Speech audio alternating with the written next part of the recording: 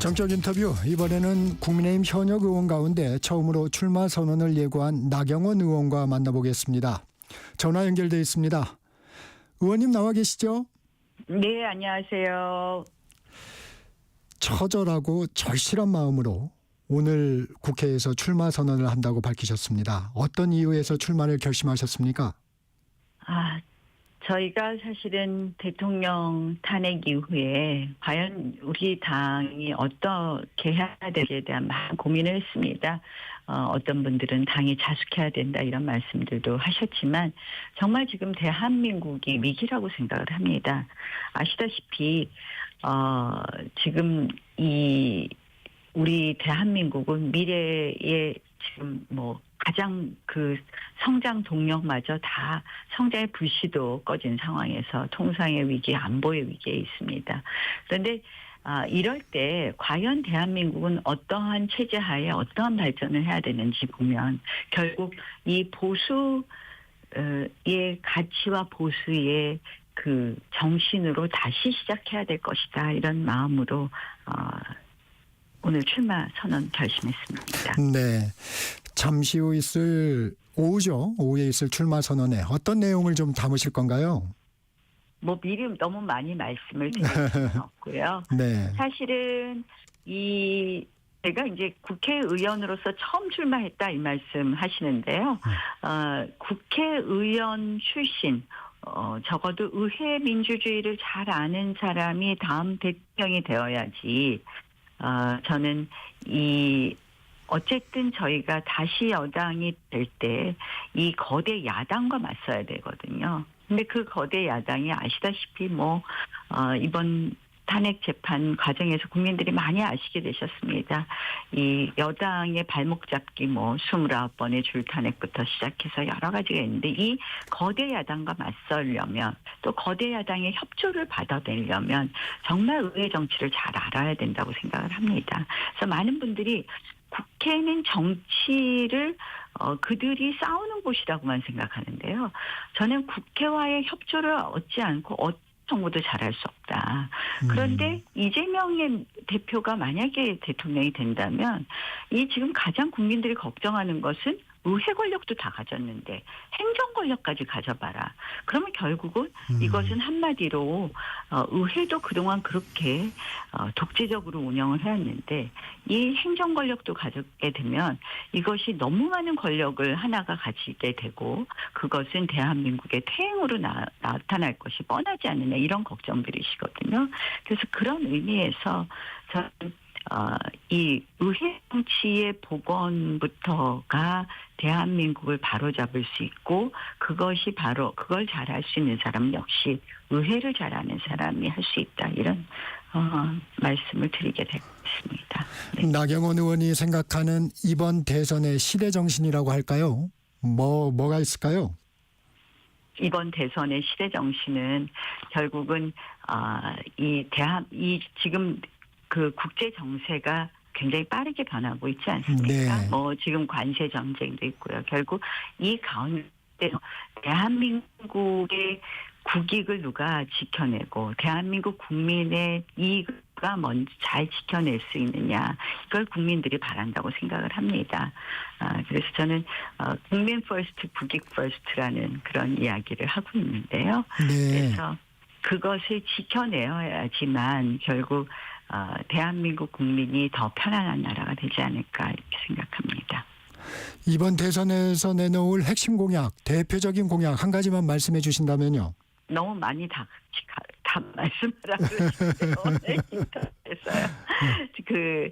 전 늘 이런 생각을 해요. 갑자기 정치인이 맞다니까 나타나서 뭐 하겠다 이렇게 얘기를 한다고 해서 국민들이 믿지 않는다고 생각을 합니다. 제가 사실 이제 이 대한민국 위기를 극복해야 되는 여러 가지 지금 이제 저희가 결국 지금이 피크고 이제는 저성장의 늪에 빠졌다. 많이들 그렇잖아요. 그래서 네. 이걸 다시 일으켜 세워야 된다 하면서 뭐 우리 성장률을 높여야 된다는 말씀 많이 하시고 지금은 성장이라는 말씀을 많이 하십니다. 저도 그 부분에 동감하고 그런 쪽에 경제 정책을 써야 된다고 생각을 합니다. 그런데 거기서 핵심 중에서 여러 가지가 있겠죠. 성장의 동력을 다시 만들어내는 데 있어서 우리가 늘 이야기하는 뭐 초격차 기술을 만들어내고 이런 것도 있겠지만 저는 가장 또 중요한 것 중에 하나가 바로 저출산의 극복이라고 생각을 합니다. 그리고 저출산 고령화 시대에 대한 대비라고 생각을 하는데요. 제가 계속해서 작년부터 계속 주장했던 것 중에 하나가 99만 원 가사 도우미와 간병인 시대를 열겠다는 공약이 있습니다. 네. 제가 꼭 실현하고 싶은 건데요. 사실은 우리 저출산 문제를 해결하는 데 있어서 이 아이를 돌봐주는 가사 육아 도우미가 너무나 절실한데 이 지난번에 필리핀 가사 육아 도우미 이야기를 했다가 제대로 정책을 잘못 설계했습니다. 성계하지 못했습니다. 그래서는 외국인 근로자 최저임금을 반드시 차별 적용해야 된다. 그거는 저희가 ILO 협약 111호를 탈퇴하면 됩니다. 우리 사회의 많은 부분을 외국인 근로자가 지금 많은 부분을 담당하고 있습니다. 네. 대한민국이 외국인 근로자 첫 번째 나라라고 합니다. 일본도 ILO 협약 111호에 가입하지 않았습니다. 우리나라의 외국인 근로자의 임금이 다른 어떤 나라보다 가장 높습니다. 왜냐하면 우리는 똑같은 최저임금, 외국인하고 똑같은 최저임금을 주고 있습니다. 그래서 저는 이 아까 다시 돌아가서 이 저출산 고령화 시대를 대비하기 위해서는 가사보육 도우미 가 절실하다라는 거하고 또 하나는 어르신들이 요양원보다는 내 집에서 있고 싶어 하십니다. 그래서 간병인 서비스가 필요합니다. 그래서 외국인 근로자 임금을 차별적으로 도입해서 그래서 99만 원 가사 도우미와 99만 원 간병인 시대를 열겠다가 제가 하고 싶은 가장 중요한 공약 중에 하나입니다. 네.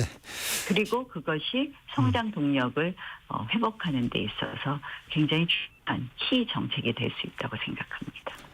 현재 여론조사를 보면 정권 교체 여론이 정권 연장 여론보다 우세합니다. 이를 어떻게 돌파하시겠습니까? 국민들께서 그러실 겁니다. 탄핵 찬성 여론과 똑같은 그런 생각을 지금은 하실 겁니다. 근데 곰곰이 생각하시면 결국은 1인이 국회와 이 행정 권력을 모두 장악했을 때 그 폐해를 아실 거고요. 가장 중요한 것은 대한민국은 그래도 개인이 뛰게 하고 개인의 자유가 창의가 보장되는 그런 자유민주주의와 시장 경제가 잘 지켜졌을 때 나라가 제대로 발전할 수 있었습니다. 결국 보수 정권이 정권을 잡았을 때 대한민국은 뛰었습니다. 이승만 대통령이 자유민주주의를 도입해서 지금 대한민국이 있는 것이고요. 박정희 대통령 시대 또 그 이후에 김영삼 정권 그리고 이명박 정부를 거쳐서 저희 보수 정권이 정권을 잡았을 때 대한민국은 성장했습니다.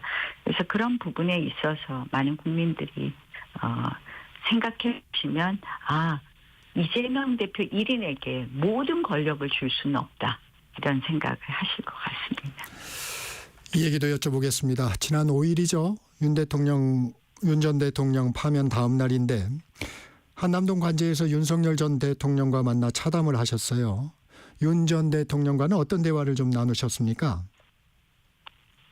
나라 걱정을 많이 하시더라고요. 결국은 지금부터 이제 대한민국이 어떻게 될 것이냐에 대한 나라 걱정도 하셨고 그동안에 대통령으로서 이 국가 운영을 하시면서의 어려움에 대해서 또 다시 한번 말씀을 하셨습니다. 네. 헌재의 탄핵 심판 결과에 대해서는 혹시 얘기가 있었나요? 제가 자꾸 너무 대통령 무슨 말씀하셨다 이런 얘기를 하는 게 저희가 이제 오늘 또 떠나시잖아요. 사저에서. 네. 사저로 가시잖아요. 그래서 더 하는 말씀을 자꾸 많이 하는 것은 적절하지 않은 것 같다 이렇게 생각합니다. 네. 저희가 언론을 통해서 접했지만 윤 전 대통령이 나라를 위해 역할을 해달라 이런 뜻을 전한 것으로 알려졌는데 윤 전 대통령과의 만남이 대선 출마 결심에 영향이 있었던 건가요?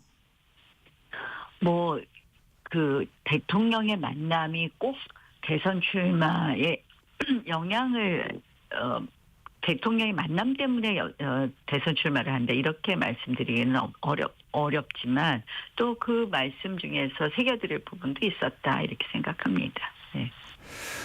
어제 이철우 경북지사가 윤 전 대통령과 관저에서 만났다며 SNS에 글을 올렸습니다. 네, 예, 예. 사람을 쓸 때는 충성심을 잘 보라고 했다고 했는데 한동훈 전 대표를 지칭한 말이라는 얘기들이 나옵니다. 어떻게 보세요? 뭐 글쎄 그런 말씀을 나누셨는지 잘 모르겠는데요. 사실 이제 우리가 결국은 저는 이렇게 생각을 합니다. 뭐 많은 분들이 아니 왜 대통령한테 별로 득된 거 없는데 그렇게 가서 열심히 혼자 앞에 가서 싸웠어 이렇게 말씀들 하셨잖아요. 저한테. 네, 그렇습니다. 네, 근데 이제 가장 중요한 것은 우리 국민의 입장에서는 사람 감정은 뒤로 하는 게 맞다고 생각을 합니다. 그래서 뭐 무슨 개인에 대한 충성 이런 게 아니라 가장 중요한 건 나라에 대한 충성 이런 게 가장 중요하겠죠. 근데 뭐 거기에 대해서 제가 자꾸 뭐라고 말씀드리고 왜 그걸 쓰셨는지 잘 모르겠는데 말씀드리면 적절하지 않은 것 같고요. 진짜 지금은 정말 뭐 제가 나오신 후보에 대해서 일일이 말씀드리기는 좀 그런데요. 지금 굉장히 저는 뭐 절실함과 절박함 그게 다른 게 아니라요.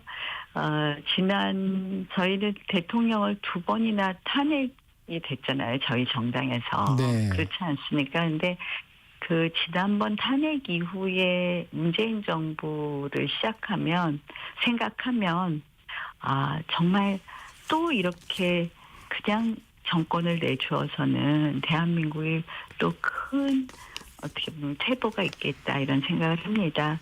문재인 정부 5년의 가장 핵심은 적폐청산이었습니다. 사실은 저희 세력에 대한 여러 가지 공격을 했고 또 하나 이제 우리가 기억하는 것은 소득주도 성장 아니었습니까?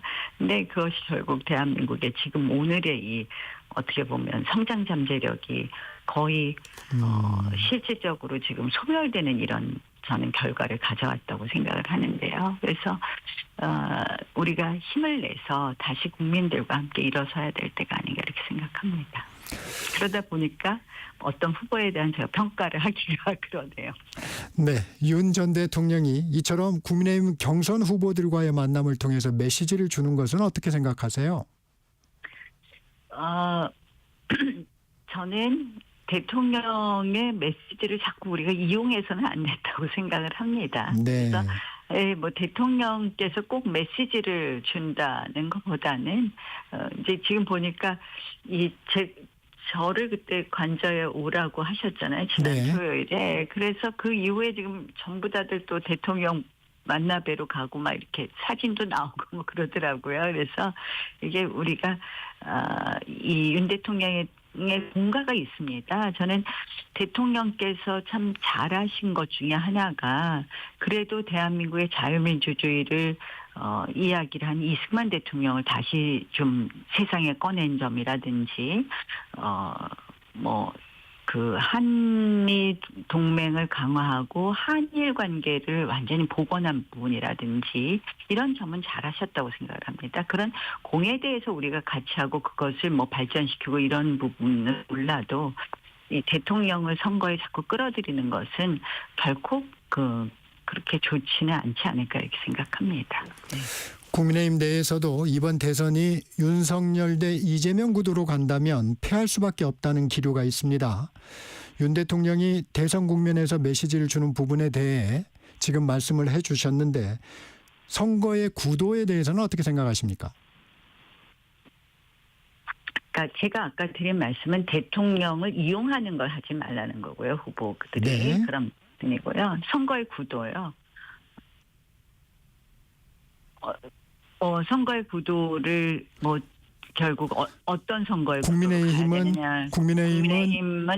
저는 사실은 지금 이재명의 민주당이 가져올 이 독재와 자유민주주의, 그동안 이제 의회 독재를 넘어선 행정부까지 가지는 이 독재와 결국 자유민주주의의 싸움이 될 거다, 이렇게 생각을 합니다. 이재명 세력을 심판하는 선거다, 이런 네, 얘기를 그렇습니다. 지금 국민의힘은 하고 있는데, 이게 원래 심판론이 야당에서 정부를 향해서 하는 얘기들 아닙니까? 근데 지금 한번 생각해 보십시오. 이렇게 대한민국 정치가 시끄러워진 것은 결국 이재명의 민주당이 끊임없이 대통령을 흔들었기 때문이거든요. 아시다시피 대통령께서 취임하시고 오늘의 이 탄핵에 이르기까지 178번의 조기 퇴진 집회를 했었습니다. 기억하십니까? 그러니까 이 대통령이 당선되고 임기가 시작하기 전부터 대통령을 흔들었습니다. 근데 너무 놀라운 것이요. 저는 이 작년에 11월에 민노총 간첩단 사건을 보면서 이제 거기에 네. 수사 기록이나 판결문에 나온 이 북한 지령문을 보게 되었는데요. 거기 북한 지령문의 구호를 그대로 민노총과 민주당이 들고 나왔어요. 예컨대 뭐 이태원 사건이 났을 때는 퇴진이 곧 추모다라는 구호를 써라. 퇴진이 추모다를 들고 나오더라고요. 저는 사실은 이 이재명 대표의 민주당은 끊임없이 이 어떻게 보면 대통령이 이런 계엄이라는 뭐 제가 이제 이 지경에 이르는 데까지 이재명의 민주당의 그 조기 퇴진, 조기 대선, 그 조기 대선 왜 하려고 했겠습니까? 이재명 대표의 사법 리스크 때문에 조기 퇴진, 조기 대선을 하려고 했던 거거든요. 그걸 끊임없이 획책했다는 거죠. 178번의 그 집회를 하고, 그 다음에는 이제 22대 국회를 완전히 정말 거대 야당이 되고 나서는 국회를 국회의장과 법사위원장을 모두 차지하고서는 법을 일사천리로 통과를 시킵니다. 저는 이런 국회가 없었거든요. 근데 그 다 이유가 뭐냐? 그 과정에서 마음대로 입법을 해서 계속해서 거부권을 유발한다든지 또는 마음대로 탄핵을 한다든지 이것으로 국정을 완전히 마비시켰거든요. 결국 네. 그러면 이 사태에 이르게 지금의 전국의 불안, 뭐 우리가 민생을 논하고 대한민국 경제가 지금 이렇게 어려운데 그것을 위한 그런 국회가 된 것이 아니라 오로지 대통령 끌어내리기 국회를 만들었단 말입니다. 그렇다면 이재명에 대해서 심판해야 되지 않겠습니까? 어제 경선 룰도 확정이 됐습니다. 네. 나 의원님은 경선 룰이 후보들 간에 공정하게 만들어졌다, 이렇게 판단하십니까? 뭐 저는 룰에 대해서 더 이상 말하고 싶지 않습니다. 늘 제가 뭐 사실은 지금 명태균 사건에 운운하는 그 2021년 네. 그 서울시장 경선, 그리고 그 이준석 대표가 전당대회로 당대표가 된 그 당대표 경선의 상대방이 저 나경원이었습니다. 제가 더 말씀을 안 드리겠는데요. 경선 룰에 대해서 우리 당의 문제는 뭐냐. 민주당이 지금 처음으로 경선 룰을 바꾸면서 지금 시끄럽습니다. 어제까지 확정을 못했다고 합니다. 근데 민주당은 원래는 경선 룰을 바꾸지 않았었습니다. 그리고 선거 때면 당연히 당원을 일정 부분 넣고 여론조사를 일정 부분 넣습니다. 우리 당은 늘 경선 룰을 바꿉니다. 그러니까 결선 투표는 도입하지 않는다고 그러고 이번에는 결선 투표를 도입한다든지, 지난번에는 예비 경선을 뭐 여론조사 80에 당원 20을 했는데 이번에는 당원이 하나도 없다든지 네. 늘 경선 룰을 바꿉니다. 그러니까 늘 불공정하다는 이야기가 나오고 늘 특정 후보를 위한다는 이야기가 나옵니다. 그래서 저는 이 우리 당이 그래서 너무 시끄러우니까, 그리고 심지어 여론조사의 방식도 막 바꿨습니다. 제가 뭐 여러 가지 말씀 안 드리겠지만 심지어 뭐 민주당이 더 많이 대답할 수 있는 재질조항을 네. 갑자기 넣어서 마음대로 하기도 했었습니다. 예전에는. 그러니까 이런 것이 없도록 룰이라는 것은 뭡니까? 규칙이고 그거는 선수들이 뛰기 전에 미리 정해야 되는 거거든요. 그래서 사실은 이 뭐 갑자기 당원을 뺀다든지 이런 부분은 이해되지 않는 부분이 있다는 말씀을 드립니다. 근데 뭐 왈가왈부하는 것 자체가 이 선수가 좀 졸렬해 보이지 않습니까? 그래서 제가 말씀드리고 싶지 않았는데 말씀을 아끼시는군요. 네, 네. 물어보셔서 대답을 합니다. 네. 1차 예비 경선 4인에 네. 들어가야 하는데 나경원 의원만의 경쟁력 어디에서 찾을 수 있을까요? 저는 의회 정치를 가장 잘 아는 사람이다. 지금 그 거대 야당을 정말 잘 다룰 수 있는 의회 정치를 잘 알지 않는 대통령이 온다면 또 다른 불행이 있을 거라고 생각을 합니다. 결국은 이 대한민국의 지금 헌법구조, 87년 헌법구조는 잘 보면요.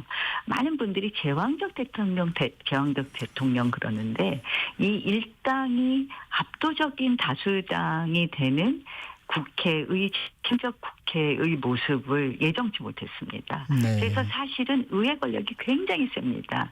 근데 그 국회 권력이 예컨대 누구나 탄핵을 하잖아요. 우리 헌법기관에 뭐 헌법재판관들까지도 우린 뭐 대통령 탄핵은 물론이고 다 탄핵을 할 수 있어요. 국회에서. 그런데 그 탄핵만 되면 우리는 미국과 달리 직무 정지가 됩니다. 그러니까 막강한 권력을 가지고 있는 이 국회에게 이런 권력을 준 거는 국회 안에 여야의 그래도 견제와 균형이 있을 거라고 생각을 했는데 이렇게 일당이 마음대로 갖고 그리고 국회법을 바꿔서 국회 안에 국회 선진화법이라는 걸 만들었는데 그 국회 선진화법을 악용하는 것까지 예상을 못한 것이죠. 그래서 이런 구조하에서는 이 뭐 대통령 되면 뭐 합니까? 그날부터 또 조기 퇴진 운동할 겁니다. 야당이. 그럼 우리 또 대통령 탄핵될지 몰라요. 그래서 저는 의회와 의회 정치를 잘 아는 사람, 국회의 정치 복원하고 그리고 국회에서 이 야당의 잘못된 행태에 대해서는 맞설 수 있는 또 여당의 이 힘을 끌어낼 수 있는 진짜 정치를 잘 아는 사람이 해야지 저는 대한민국을 살려낼 수 있다. 경제 전문가, 외교 전문가 다 훌륭한 분 모시면 됩니다. 한덕수 총리 다시 총리하시면 됩니다. 저는 그렇게 생각합니다. 네. 어차피 경쟁입니다. 특히 견제가 되는 후보 혹은 지지층이 겹치는 후보가 있다면 누굴까요? 저는 다 훌륭한 후보라고 생각을 합니다. 김문수 후보, 홍준표 후보 다 훌륭한 후보시고요. 홍준표 후보님하고 저만 당을 안 떠났었더라고요. 그래서 제가 가장 견제가 되는 후보는 역시 홍준표 후보입니다. 이렇게 어쨌든 저 김문수 후보나 홍준표 후보님 정말 애국심이 뛰어나신 분들이라는 점 잘 알고 있고요. 다 훌륭하신 분입니다. 근데 보니까 그런 점이 공통점이더라고요. 네. 네. 당내에서 한덕수 대행 차출론도 거론이 됩니다. 한 대행의 출마 가능성은 어떻게 보십니까? 여러 가지 가능성이 열려 있겠죠. 근데 아마 지금 하셔야 될 일들이 중차대한 일이 많아서 굉장히 아마 고민이 크시지 않을까 이렇게 생각을 합니다. 또 제가 오죽했으면 한덕수 대행 차출론까지 나올까 이렇게도 생각을 합니다. 그래서 저는 그 출마 가능성이 그리 높지는 않지만 아마 출마를 하시게 된다면 그것도 또 다른 애국적 결단이라고는 생각을 하는데요. 굉장히 지금 이제 관세 문제, 관세 전쟁 아닙니까? 네. 그걸 또 어느 정도 마무리하셔야 되는데 그런 걱정은 있습니다. 개헌이 화두입니다. 나 의원님은 개헌에 대해 어떤 생각이십니까? 저는 이제 제가 아까 말씀드린 이 제왕적 의회를 포함한 개헌은 좀 필요하다. 87년 체제는 좀 끝내야 되겠다라는 생각을 합니다. 결국 제가 말씀드린 것처럼 이 국회 권력이 일당이 가졌을 때 이렇게 강한 국회는 생각은 못했을 겁니다. 그래서 어쨌든 87년 체제를 끝내야 되는 것일 텐데요. 그것이 지금 우원식 의장이 말한 것처럼 사실 2개월 안에 개헌이라는 것은 어려운 점이 있었고 이 권력 구조의 견제와 균형이 잘 만들어지는 그런 개헌은 필요하다 이렇게 생각을 합니다. 마지막 질문이 될 것 같습니다. 한덕수 권한대행의 헌법재판관 후보자의 지명을 두고 민주당에서는 월권적, 위헌적 행위라고 비판이 거셉니다. 의원님은 어떻게 보시는지요? 하실 일을 하신 거죠. 지금 민주당은 아마 이제 마음에 들지 않는다 이런 이야기인 것 같은데요. 사실 권한대행이란 말은 똑같지만 명칭은 똑같지만 대통령이 탄핵되기 이전에 직무정지가 된 상태에서의 권한대행의 권한의 행사와 그리고 완전히 탄핵되고 나서 거리된 때의 권한의 행사는 다르다고 생각을 합니다. 헌법재판관들이 비어있는 것 자체가 굉장히 우리 또 대한민국의 헌법 질서에 도움이 되지 않는다는 점에 대해서는 국민들께서 다 공감하실 거라고 생각을 합니다. 그래서